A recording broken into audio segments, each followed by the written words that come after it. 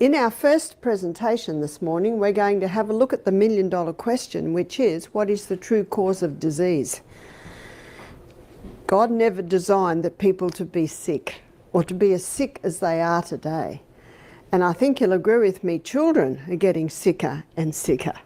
When we were kids, we ran around the hills and there was, we might get a couple of colds a year, but that's about the only sickness that I can remember. But there's a lot of sickness today. And there's a reason.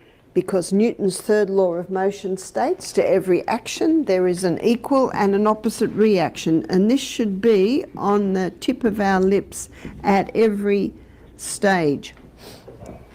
What is the reason? Why are these things happening?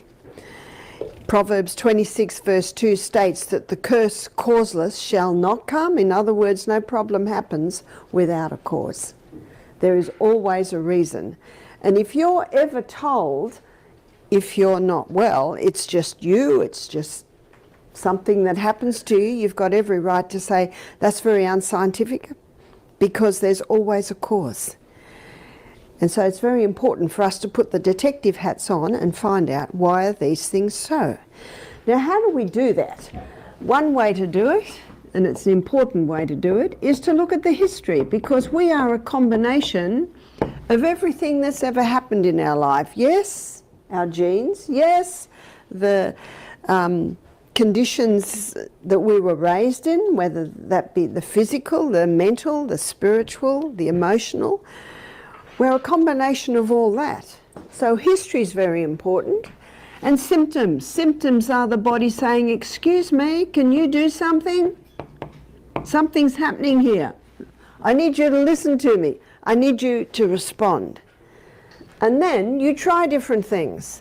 And your body's response is your guide. Your body's response tells you, this is a good thing to do. No, don't do that again. And recently, having injured my hand, I listen. And this hand tells me what I can do and what I cannot do. It's quite simple. I believe everyone should be their own doctor, because only you know what you've been through. Only you know how your body responds or reacts to things. And only my hand could tell me what hurt and what didn't hurt. So I listened. And this is something that many people have lost the art of doing, listening. If your body speaks, please listen.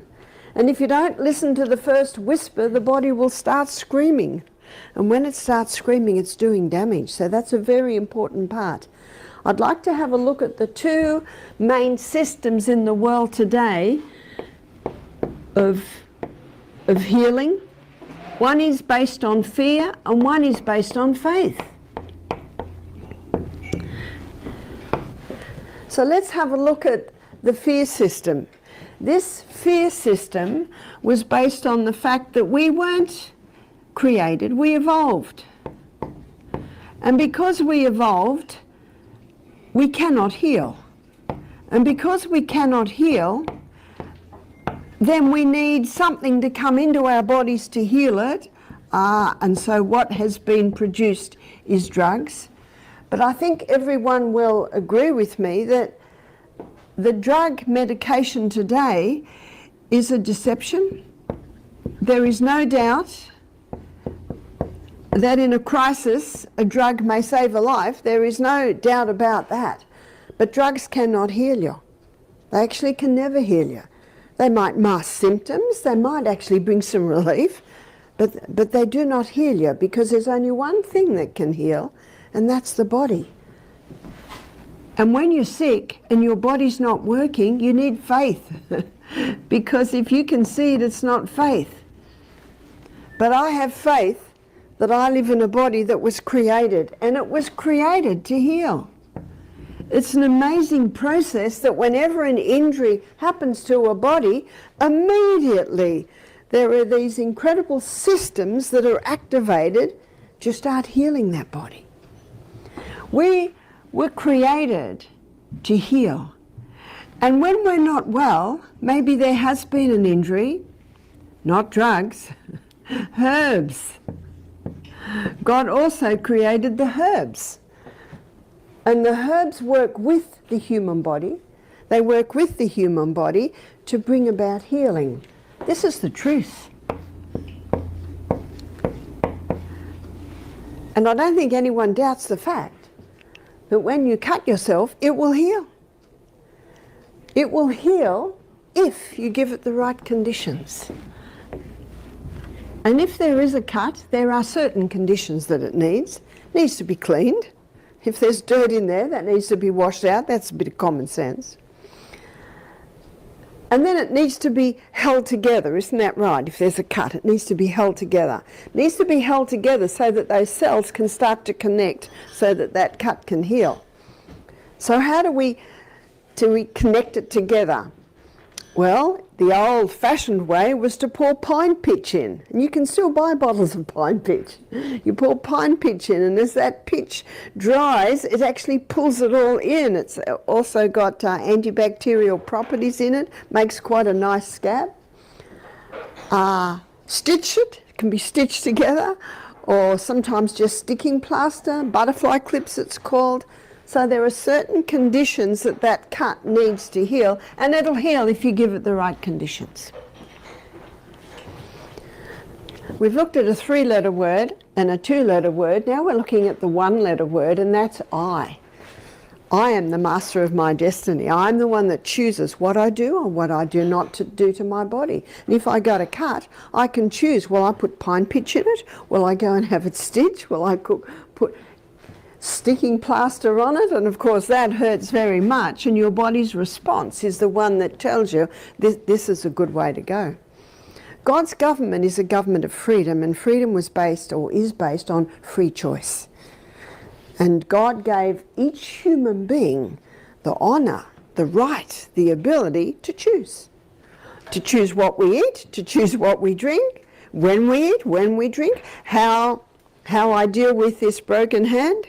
And so when I slipped on the rocks early December and my body went up and came slammed down on that wrist, and the pain, whoa, that was extreme.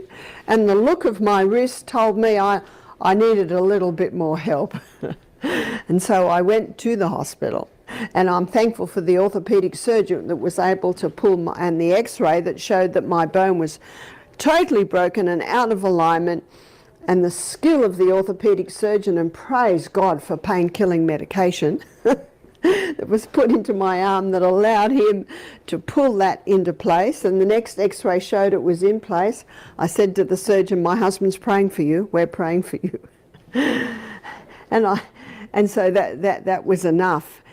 And of course when I got home, then I started to put the comfrey poultices on, because I know that comfrey is an amazing herb that has a growth stimulant in it, and its nickname is knit bone. And here we are, we're 8 weeks later, and yes, the x-ray showed that that bone had healed very, very nicely. Something else though, and this is where I'm a little bit impatient, it takes time to heal. One of the longest 6 weeks of my life. Doesn't seem long now, but at the time, mind you, I took it out a little bit earlier. I kept it immobilised, but I certainly put those herbs on. Time, and that's something a lot of us don't give the body time. My daughter, when she was about 5, she said, Mum, I'm going to grow up in a minute. Now we know she didn't grow up in a minute. Well, I wanted to heal in a minute, but it doesn't heal in a minute. When the plaster first came off, I could hardly bend my fingers like that. And now I can bend them like that. But that didn't happen overnight. Now I'm still getting to my full wrist. But I'm getting there. I have to be patient, something that I'm not very good at. But it takes time.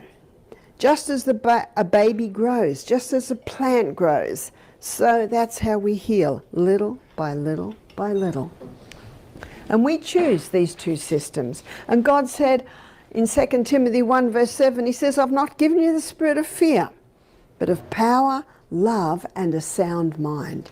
You know what a sound mind does? It considers, there's no need to fear.